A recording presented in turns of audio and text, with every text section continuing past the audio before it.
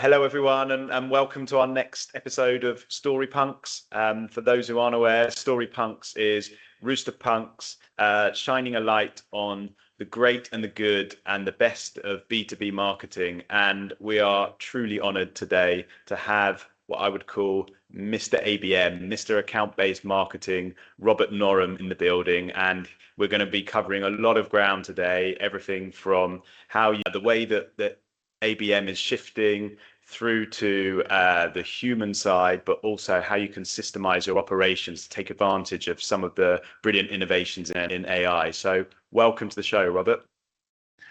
Delighted to join you, Andrew. Really looking forward to it. As I think I said to you once before, I'm delighted with the idea of being a story punk. 1977 was a long time ago, so I haven't really been in the punk space for a while. Well, you did promise that you'd come with a Mohican, but we'll let you off on this occasion because I know you come just off a client call. But if you could just very briefly just introduce yourselves to our viewers and just give us a little bit about your background and where you're focusing your time right now. Yeah, sure. So I normally say that I've been working in B2B marketing for about 30 years and cap it at that because I think any longer would make me sound, even more ancient than perhaps I am.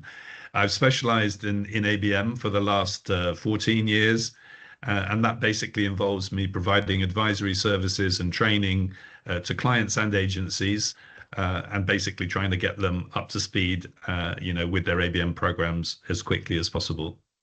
Fantastic. Well, thanks, Robert. Well, let's get into it now then. Robert, what are you seeing in the market at the moment? What are you hearing, particularly around what the pressures businesses are under and where ABM is fitting into that?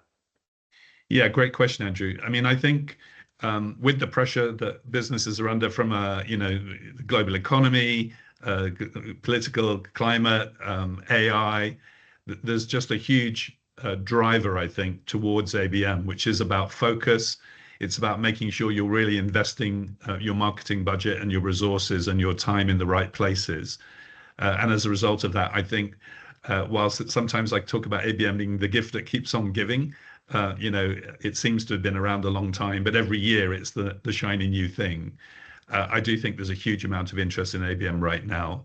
And I think that is very much about this idea of focus your resources in the right places. And before we get into a bit of the detail, I'd love to know what marketeers are experiencing. What are you hearing more from a business level? What their expectations are from their marketing teams, and then what that becomes the impact for ABM. Well, I think everything is about growth. And I think there's increasing pressure on marketing teams to really be seen to be driving growth, if you like, rather than thinking or defaulting back to typical marketing metrics. So one of the things I talk about a lot is how do we start talking the language of the C-suite, or really embedding marketing, if you like, in the business goals of the organization. And I think that's absolutely critical, that marketeers understand the financial goals of the business. They understand the business goals. They're tapped into what sales are trying to achieve. And then they're working, if you like, as a SWAT team across the business to really add value. And of course, that means pipeline, it means growth, it means real opportunities. And we're not interested in opens and clicks and downloads. We want to be looking at pipeline and bringing new business into the company. Do you think that there's a certain perception of ABM because now it's gone mainstream? Do you think, how do you think people are perceiving it, and is that in the right way? Well, it's a great question. I mean, I think ABM is a really broad church, and I think there is a lot of confusion about what people actually mean by ABM. Yep. We all know what the three-letter acronym stands for, but I think increasingly people are sort of, trying to work out, well, are we looking at our most strategic accounts with one-to-one? Are we looking at key verticals with one-to-few? Are we looking at a programmatic play, which is almost demand gen to named accounts, with a one-to-many play? So I think it's really important that companies have a clear and crisp definition of what it is they're trying to achieve. And that should, going back to the earlier point, be embedded in the needs of the business. So from that perspective, I think ABM is becoming, if you like, more mainstream. And I've even had people say, isn't ABM just good marketing? And for my money, it is just good marketing, but ABM is probably the way to do that if you're in a B2B environment. Okay. And would you say that there is also a misperception that ABM is literally just there as, to align sales and marketing, and it's just on the one-to-one, or actually do you feel that there's more maturity now? Well, if I'm honest with you, I think even the three-letter acronym of account-based marketing, ABM, is not helpful, because there is this sort of legacy that the perception is this is something marketing do. And marketeers have spent the last 20 years trying to work out how to engage sales and how to bring them to the table, to engage in an ABM program. Obviously, people are talking about ABE, account-based engagement, ABX, account-based experience. Very, very often, companies are finding different ways to brand and position ABM within the business. But I still think if you think the end objective is how do we align all of our resources so everybody's pulling in the same direction at the same time, then ABM is the way to go. And of course, sales and marketing need to be aligned.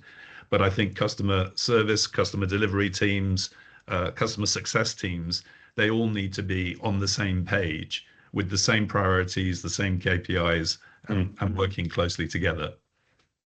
Okay, I'm going to drop in another acronym, and I know you just listed out about four effortlessly there, but we've had this discussion recently about ABB, so account-based branding, just almost bringing, Rooster Punk's specialism around humanizing and engaging with that sort of hidden buyer and best practice from ABM. And I'd love to hear a little bit more about that. I know you may want to contextualize it, but I just think it's a really fascinating area that we've, between us, seen quite a lot of success in market. Yeah, well, account-based branding, as you know, Andrew, is something that I've been talking about for a little while now, and I'm quite passionate about it.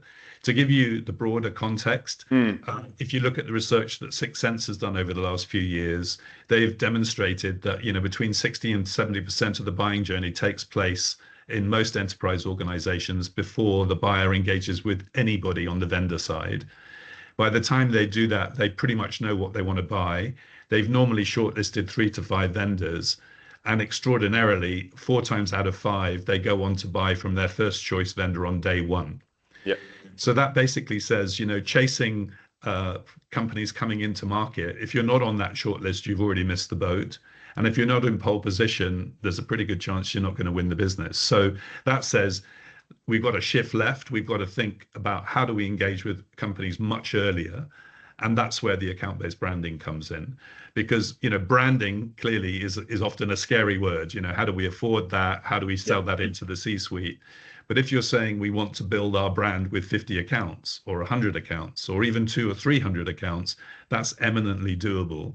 So that's this whole concept of how do you get in early, and then aligned to the shift left is the buyer group play, which is if there are 10 to 15 people in every buying group, you've got to make sure you're really talking to them in their language and landing your messaging right across that buyer influencer group, if you like. So I really like that. So shift left, as you said, more in the before sales has even been engaged by any means, and account-based branding, and shift right is almost going into loyalty, I suppose. It's post-sale into customer advocacy. Is that correct? Exactly that. I mean, if you think about, most organizations are fixated on how do we find the customer, how do we sell to them, and how do we win their business, and that's the central piece. The shift left is how do we get in earlier and influence the buying group. The shift right is now we've sold them something. How do we make sure their onboarding process goes really smoothly? How do we show value right through the customer journey? And then ultimately, how do we turn them into advocates for our business? So then you're really talking about the entire customer life cycle. And that's the positioning I have for ABM now, which is it should be right across the customer life cycle. It's not about just winning new clients. It's not about just growing existing customers. It's a holistic go-to-market strategy. Yeah, that's really interesting, and that's happening. It's just I don't think anyone's looked at it as quite holistically as you. I'd love to just explore just one before we do move on a little bit. It's got quite a lot to cover on the account-based branding, just to get a sense for some of the tactics and and channels that you think you've seen success there, and then maybe I can give you a feel for what we've done as Rooster Punk. Is it anything that may surprise people that could be used for ABM? Yeah, for sure. I mean, at a very simple level, you could, of course, be delivering targeted advertising, to the accounts you want to Mm, start thinking about this account-based branding. But if you're thinking about a much smaller number of accounts, that you want to land with, then it could be everything from the ABM playbook, really, creating personalized communications, personalized white papers, manifestos. I've even seen magazines being created, which are personalized by account. And if you have those hand delivered, in print or even hand delivered digitally, you're really mm, talking mm, about exposing your brand and the positioning for that company in a really compelling way. mm. So I think you can be very imaginative about how you serve up account-based branding. And if I go back a bit old school for you, some years ago, one of the clients I was talking about were targeting the BBC, and they basically bought out White City, from an outdoor perspective, and served up ads right through the tube station and 48 sheet poster sites around the business, etc. And again, whilst it might not sound like it's account-based marketing, for me, that is account-based branding. How do we brand and position our organization to our target customer in the most compelling way possible? Yeah, absolutely. So that aligns with, yeah, where we saw success. We're working with a payments company, and we took a similar playbook to that. They had their top 10 target accounts. These were all in the UK. We took out targeted out of home for them with personalized messaging on what they were calling the golden mile, so where the executives would have been going into work, and also sent quite similar, some really personalized digital communications, and it just gave the sales team as well that opportunity. So they filmed some of their out of home as well to share that with their prospects as well. And it was at that very early stage. They were nowhere near RFP stage at all, but it just got them on the radar. And I guess we, for that program and some other ones I'm thinking about, we were doing account-based branding without realizing it. Yeah, So yeah, yeah, a really, really interesting point.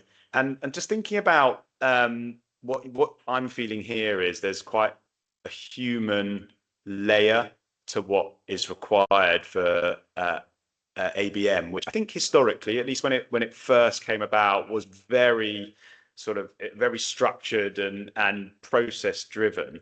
Are there any kind of other sort of experiences you've seen where the human element needs to come on? And then we will start to talk about the operationalizing side as well.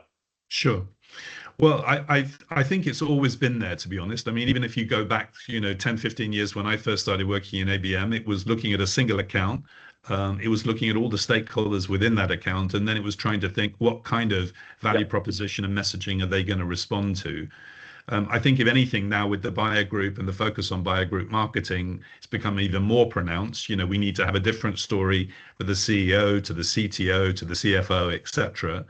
And typically we want to know these people by name, so we want to be able to go and look at their social footprint and understand them as individuals. And you might be familiar with some of the tools out there. One of the companies I'm working with at the moment is a company called Agentive. They do psychographic profiling. So if you imagine you've got 10 or 15 people in a buying Yes. group at Lloyd's, well, let's look at their psychographic profiles, and then let's write, if you like, our content, or amend it at least, or personalize it so that each of the 15 people in the buying group get their own version of what we're sending. So for me, that is humanizing. That's one-to-one marketing, almost in a Peppers and Rogers sense, if you like, going back to a consumer play 30, 40 years ago. And then also just the nature of how aligned you need to be with the sales team and the particular individuals there. They will bring their own sort of flavor to communications as well, because that is the absolute human layer on it. Um, and recently at Roosterpunk, we've started talking about humanizing and systemizing, in that bringing the two together, the human element, but also what AI and the latest tools can do to help operationalize activity. And I just wonder what you're seeing in the market there as well. Are there any trends that are coming through, or any tools let's be honest, particularly around AI, that can help Yeah. sort of close the gap here and deliver these experiences, but potentially more at scale? For sure. I mean, AI has changed let's face it, it's changed the world, hasn't it? But it's definitely changed ABM as well. So whereas the traditional MarTech platforms are still out there and still delivering great value, then I think, AI now just changes the landscape altogether. So it makes it easier for people to be thinking about, first of all, let's say doing research into accounts, so that you really understand the account in great detail. I wouldn't necessarily outsource your creative thinking to an AI platform, but if you take a master piece of creative, then you can use AI to personalize that for multiple accounts and even down to the stakeholders that we were just talking about. And I've also seen people doing very nice work with AI in terms of account selection, helping you prioritize accounts based around a set of key metrics to score. And I've seen AI being used very effectively in reporting. So I think if you take that, there's a role for AI almost all the way through the ABM program piece. And the only question then is, which AI should you be using, and are you doing it yourself, or are you working with an agency partner that have an agentic workflow and maybe have done more work and more research than you could have done individually? No, that absolutely makes sense. But are there any dangers? Have you seen any, obviously not name any names, but have you seen where people have almost gone too far onto that agentic approach, and then it's almost eroding the core principles for best practice ABM, because and any watch outs, I suppose, to our viewers here? Well, I think the biggest watch out is thinking you can just delegate everything to AI. I mean, you see posts on LinkedIn on a daily basis saying, here's my latest ABM workflow, starting with Claude and working through perhaps half a dozen other AI-driven platforms. And I think there is a danger that you can literally think, well, that's the answer. I don't need an agency. I don't need a marketing team or of any great size. I can just do it myself. And of course, in a sense, that's the polar opposite of your humanizing story. The danger is it's a race to the bottom where everybody ends up sounding the same, playing back the same things that Claude has been telling you to say, because that's what Claude does, right? So I think for me, there's a sort of left brain, right brain analogy, which I've talked about in my ABM operating system, which is AI is there to help you with research and intent. It's there to help you with personalization once you've created your master creative proposition, etc. And it's there to help you with scale. But I think if you imagine the right brain, it's still essential that humans are doing really clever briefing of the AI platforms. They're assessing what those platforms are coming back, and you need the human insight and knowledge to be working out, well, am I getting slot back, or am I actually getting good content? And how do I make sure that whatever lands is going to be as relevant as possible? So you can't outsource strategy, you can't outsource decision making, and I don't think you can outsource original creative thinking to AI. But I think what you can do is to use it really cleverly in the ways I've outlined. No, that's really insightful, and also particularly when you think of thinking through your the way you describe from shifting left to shifting right, you can also use AI in a really smart way to track and attribute, which is probably the biggest challenge that any of our clients have, is attribute the effectiveness of this activity. But you can do that in so much smarter way these days without needing to have some of the more sophisticated MarTech platforms. So actually, I think it works really well for ABM, and we're seeing that with our clients as well. And we've pulled together some quite interesting propositions there. But that's for another story, Punk, because this is all about Robert. So look, thank you for that. I think we've got a really good sense for what you're seeing in the market and some of the trends there. I put a bit of a call out to some people and said, look, we've got Robert here. We're blessed to have him for offered us 25 minutes of your time. So is there anything you'd want to ask? And I've got 5 questions back from people. So if you don't mind, I know you've not seen these before, but if you don't mind just indulging me on sort of some quick fire questions. Is that okay, Robert? Go for it. I'll do my best. Okay, so I have them over here. So this one actually just came from someone in our strategy team. So ABM has been, this is in inverted commas, the next big thing for about a decade at least. But what's the one thing practitioners are getting embarrassingly wrong? Well, hopefully practitioners are not getting anything embarrassingly wrong. But if I had to kind of come up with a couple of thoughts for you on that one, I think the concept of a campaign is completely the wrong positioning for ABM. And I often hear both clients and agencies talking about our ABM campaign. For me, Right. ABM is a strategy, it's a program, and it's not something where we do some LinkedIn advertising for 2 months, 3 months, and then expect to see the results. If you're in a 12-month sales cycle, you really need to be thinking about it, I think, as an ongoing program. So that would probably be an obvious one. Don't use the word campaign. The second one, I think, is account selection. And Right. very often I see marketing either taking accounts just at face value because that's what sales have come up with, or perhaps, just jumping in to a handful of accounts because they think it's a good idea. I think working really closely with the business, making the account selection on the right basis with the right criteria and getting that signed off probably at a board level, but certainly at a very senior level, is critical to the success of any ABM activity. Yeah, absolutely. On that latter one, we've all been there before, where often it's just which are the shiniest logos, the ones that you'd love to have in your creds deck, but you haven't been through that actual vetting process. And Robert, you have that brilliant scorecard that we've seen previously. So maybe that could be something, if any of our viewers are interested in seeing, we can share that with you, because I think the account selection scorecard is really robust. Okay, that was number one. These are meant to be quick fire, so I better Yeah, do sorry, less that was talking. too No, long I an should do answer, less was it? talking and indulge you more. If you could ban one ABM jargon or phrase, what would it be? Pilot. The rationale Yes. for that, so many companies want to do an ABM pilot, and then you Yeah. say, okay, so you're going to do two one-to-one accounts. What's the average sales cycle? 12 to 18 months. And when would you like to see results of your pilot? Well, 3 to 6 months.